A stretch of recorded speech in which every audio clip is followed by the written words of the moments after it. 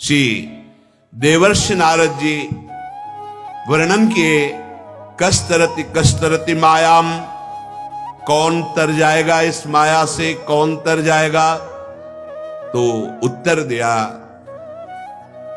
यह संगास त्यजति यो महानुभावम सेवते निर्ममो भवति। जो कुसंग का त्याग कर देता है, जो महापुरुषों की सेवा करता है, उनके सानिध्य में, उनकी आज्ञा में रहता है, जो ममता रहित होता है। अगले सूत्र में वर्णन किया, यो विविक्त स्थानम सेवते, जो एकांत सेवन करता है, अर्थात एक के सिवा कोई और भरोसा, कोई और आशा, कोई और चिंतन नहीं, उसे ही एकांत कहते हैं।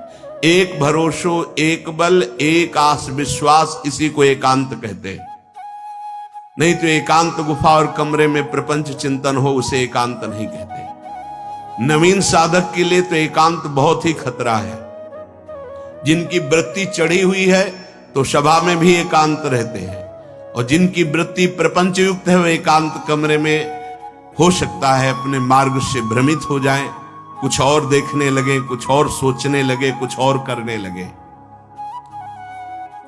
यो लोक बंध मुन्मूलयति, जो लौकिक संबंध को जड़ से उखाड़ फेंकता है और नाते नेह राम के मनियत, भगवत संबंध केवल मानता है, माया से उतर जाता है।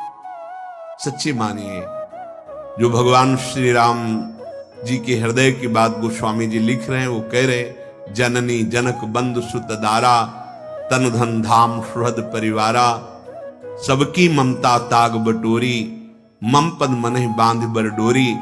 इनकी ममता से कैसे हटा जाता है जानते हो? इनको छोड़ के नहीं, इनकी सेवा करके एकदम राग खत्म हो जाएगा। पुत्र में गोपाल जी को देखो, पत्नी में गोविंद जी को देखो, और अपने कर्तव्य का पालन करो, देख लेना अंतर से तुम राग रहित होकर प्रीति को प्राप्त हो जाओगे। और छोड़कर भागो तो भागे तो भरत जी फंस गए हिरण के बच्चे में, अपने बच्चों का त्याग कर दिया, पर हिरण के बच्चे में फंस गए, अगला जन्म हिरण का हो गया। अगर वैराग्य, तो फिर राग रहित स्थिति हर समय होनी चाहिए। न किसी वस्तु, न किसी व्यक्ति, न किसी स्थान, न किसी पद, कहीं नहीं होनी चाहिए। राग का त्याग होता है अपने कर्तव्य का पालन करने। जैसे शरीर को ठीक संयम में लगा दो और पवित्र आचरण कराओ तो शरीर से राग हट जाएगा, और गलत आचरण कराओ तो शरीर आसक्ति बढ़ जाएगी। गलत व्यवहार पारिवारिक जनों के साथ करोगे, तुम्हारी आसक्ति बढ़ जाएगी। हम कुछ भी बोल सकते हैं, हम कुछ भी कर सकते हैं, हमारा परिवार है। और जब आप भगवत भाव से रखोगे तो आपको यह लगेगा, नाथ सकल संपदा तुम्हारी, मैं सेवक समेत सतनारी। पार हो जाओगे, अनुराग को प्राप्त हो जाओगे। यो लोक बंध मुन्मूलयति, जो जड़ से उखाड़ फेंकता है लोक संबंधों को, आप नहीं उखाड़ सकते हो। तो आपको भगवान गुरुदेव रूप से उपदेश करते हैं, मिल जाते हैं, बताते हैं, आप ऐसे चलो, ऐसे चलो।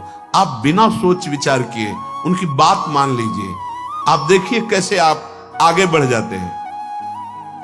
आप अगर विचार करेंगे तो आपके सलाहकार गलत है, मन और बुद्धि, विश्वास कीजिए। आप अगर संतवाणी, गुरुवाणी, शास्त्रवाणी के अनुसार चलेंगे तो आप निकल जाएंगे, आपको कोई नहीं फंसा पाएगा। निस्त्रिगुण्यो भवति, तुम त्रिगुणातीत हो जाओ। स्थूल सूक्ष्म कारण ये तीनों माया रचित है, अपना स्वरूप माया मुक्त है। त्रिगुणातीत पुरुष अपने स्वरूप में स्थित रहता है या भगवान के अनुराग में। निस्त्रिगुण्यो भवति, भगवान ने गीता जी में कहा है, त्रिगुण्य विषया वेदा निस्त्रिगुण्य भवार्जुन। अर्जुन, तुम त्रिगुणातीत हो जाओ। योगक्षेमम त्यजति, उपासक को अप्राप्ति की प्राप्ति की चिंता नहीं करनी चाहिए, और प्राप्त की रक्षा की चिंता नहीं करनी चाहिए। इसका ठेका भगवान लिए हैं। विश्वास कर लो ना भगवान पर। वो कह रहे हैं, अनन्यस चिंतयन्तो माम ये जनाः पर्युपासते तेषां नित्याभियुक्तानां योगक्षेमम वहाम्यहम्। कराम्यहम् नहीं कहा, वहाम्यहम्, मैं स्वयं वहन करता हूं। अब हमें योगक्षेम की चिंता नहीं करनी। जो उनको प्राप्त कराना है प्राप्त करा देंगे, जो प्राप्त है उसकी वो रक्षा करेंगे। देवर्षि नारद जी कहते हैं, भोजनाच्छादने चिंतामृथा कुर्वन्ति वैष्णवाः योऽसौ विश्वम्भरो देवः सा किम दासानुपेक्षते। यदि तुम वैष्णव होकर शरणागत होकर अपनी चिंता करते हो तो कलंक है शरणागत में। अरे वो विश्वम्भरो देवा, संपूर्ण विश्व का भरण पोषण करते हैं, तुम्हें चिंता किस बात की। तुम ऐसे मालिक के सेवक हो, अब तुम्हें किसी के आगे हाथ पसारना पड़े तो लगता है तुमने अभी झूठी बात कही है कि मैं प्रभु का शरणागत हूं। सच्ची बात नहीं स्वीकार की है। खोए रतन फिरत जे घर घर, कौन काज ऐसे जिए। धिक्कार है शरणागत होकर अगर दूसरों के आगे हाथ पसारे। भगवान का दास कहलाकर, महालक्ष्मी पति का सेवक कहलाकर और ऐसे करना पड़े, इसका मतलब तुमने शरणागति ही नहीं ली, तुम्हारे अंदर शरणागत भाव ही ना आया। योशो विश्वम्भरो देवा साकिम दासानुपेक्षता। जो विश्व का भरण पोषण करते हो अपने दासों की उपेक्षा कर देंगे। तुम्हें भीख मांगनी पड़ेगी, अर्थ की तुम्हें मांगना पड़ेगा। सच्ची मानिए, आकाश वृत्ति सर्वोपम वृत्ति, जो भेजोगे देखूंगा क्या भेजते हो, वैसे ही चलूंगा। बस कोई चिंता नहीं, ना मांगने की चिंता है, न मोक्ष की चिंता है, न कल्याण की चिंता। कितनी बेपरवाही, बस अपने कर्तव्य का पालन हम कर रहे हैं। कर्तव्य के पालन में फल की भी इच्छा का त्याग करना होता है। यह कर्म फलम त्यजति, यह स्थिति है भक्त की। हमारी जो भी चेष्टाएं हो रही हैं मैं नहीं करता हूं, मेरे प्रभु करा रहे हैं, तो इनका फल क्या होगा? वो मुस्कुरा दे बस। मेरी प्रिया जो मुस्कुरा दे, मेरे लाल जो मुस्कुरा दे, बस यही हमारा, और कोई कर्म फल नहीं। और वो मुस्कुरा दिए तो बकाया क्या रह गया? सच्ची मानिए, प्रभु से कभी कुछ नहीं मांगना चाहिए। अगर मांगे तो बस एक ही बात मांगे कि आपके भजन में रुचि हो जाए, सब कुछ मिल जाएगा, सब कुछ। हम मांगेंगे भी तो हमारी हिम्मत नहीं वो मांग सके जो इनसे मांगना चाहिए, हिम्मत नहीं। जैसे एक गरीब आदमी को चक्रवर्ती सम्राट बुलावे और प्रसन्न होकर बोले मांगो, क्या मांगोगे? तो उसकी अपनी स्थिति से मांग आएगी कि 2 भैंस है, 4 परिवार, 1 साल भैंस का चारा दे दो और 1 साल का भोजन दे दो। बड़ी हिम्मत करके मांगेगा कि मैंने बहुत मांग लिया। अगर ये छोड़ दे, महाराज हम गरीब आदमी क्या मांगना जाने, आप जो चाहो दे दो, तो हो सकता है वो एक नगर का नगर आपको दे दे, हो सकता है आज जीवन के लिए वो सारा वैभव दे दे। ऐसे ही चतुर खिलाड़ी भगत वो है जो भगवान के ऊपर छोड़ देता है। क्या चाहिए तुम्हें?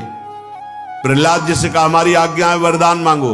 बोले अवश्य प्रभु, मुझे ये वरदान दीजिए कि मुझे कुछ मांगने की इच्छा ही न रह जाए। आज्ञा पालन भी हो गया और अपने हृदय की भी बात कह दी। सुतीक्ष्ण जी से कहा वरदान मांगो। बोले प्रभु हमें आता ही नहीं मांगना, अब आपको जो अच्छा लगे दे दो ना। नरसिंह जी से कहा वरदान मांगो। बोले प्रभु मुझे कुछ अच्छा ही नहीं लगता, आपको जो अच्छा लगे वो कर दो। तो पहुंचा दिया सीधे रास विलास में। बैठ गए सुतीक्ष्ण जी के हृदय में सिया राम जी सदा सदा के लिए। फिर क्या कमी, जाके राम धनी वाके कौन कमी। हमको प्रभु से मांगना भी नहीं आता। अगर मांगे तो सिर्फ एक बात मांगे, जैसा हमारे यहां संध्या में गाया जाता है, बिसरी हो ना बिसारी हो यही दान मोहि देव। मैं आपको भूलू नहीं और आप भी कभी कभी याद कर लें कि आपका एक अधम दास है प्रभु, बस इतना ही चाहिए। इससे बड़ी चतुराई और कोई नहीं अगर ये मांग ले तो। काकभूषुंडी जी को ज्ञान विज्ञान वैराग्य सब कुछ प्रदान किया। काकभूषुंडी जी एक एक शब्द पर बड़ा ध्यान दे रहे थे, पर भगवान ने अपनी अविरल भक्ति का शब्द भी उच्चारण नहीं किया। काकभूषुंडी जी ने कहा प्रभु आपको जो अच्छा लगा तो आपने दे दिया, लेकिन आपको ये भी चाहिए कि मेरे से पूछना चाहिए कि तुम्हें क्या अच्छा लगता है। आपने जो जो कहा प्रभु मुझे नहीं चाहिए। नहीं तुम्हें चाहिए क्या? बस आपका नाम जपते हुए, आंसू बहाते हुए आपकी अविरल चिंतन में डूब जाऊं। बड़े बड़े प्रवीण हो काक, जिसको ये मिल गया तो ये सब अपने आप मिल जाता है। यदि ये मिल गया ना, गदगद सुर नैना सजल दंपति रस रे भीन, तो त्रिभुवन का कोई भी वैभव ऐसा नहीं जो आपके चरण न चूमे। एक एक हम कहां से मांगेंगे? उन्हीं को मांग लो जिनका त्रिभुवन है, सब काम बन जाएगा।